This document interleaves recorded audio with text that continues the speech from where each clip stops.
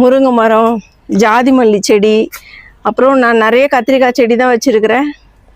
பாருங்க, மஞ்சள் இருக்குது நம்மக்கிட்ட. அடுக்கு செம்பருத்தியே 3-4 செம்பருத்தி வச்சுருக்கிறேன். ரோஸ் செடி பாருங்கள், நாட்டு ரோஸ். இது பாருங்கள், புதுசாக நான் வந்து கரும்பு முருங்கையும் வச்சுருக்கிறேன். இது வந்து இன்னும் ஒரு மாதத்துலேயே இது வந்து முருங்கைக்காய் வைக்கணும்னு சொல்லியிருக்கிறாங்க. நம்ம கவரில் வந்து ரெடி பண்ணி வச்சுருக்கிற கனகாமர செடியில் வந்து பூவே பூத்துடுச்சு. இது பாருங்கள், நிறைய அரும்பு வந்திருக்குது.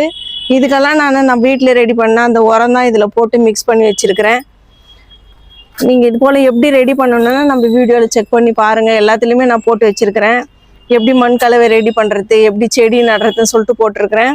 இது பாருங்கள், இந்த செம்பருத்தி செடியில் எவ்வளோ அரும்பு இருக்குதுன்னு சொல்லிட்டு பாருங்கள் ஃப்ரெண்ட்ஸ்.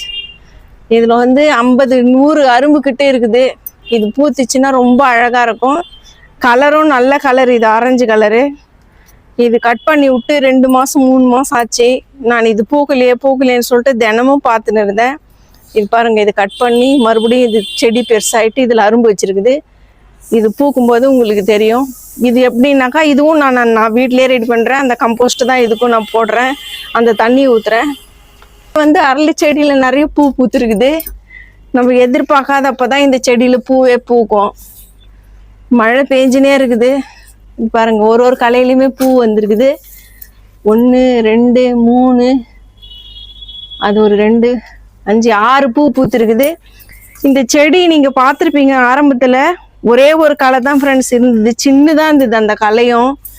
நான் வாங்கிட்டு வந்து நடும்போது 40 ரூபாய்க்கு வாங்கிட்டு வந்தேன். நான் சின்னதாக ஒரே ஒரு களை தான் இருந்துச்சு.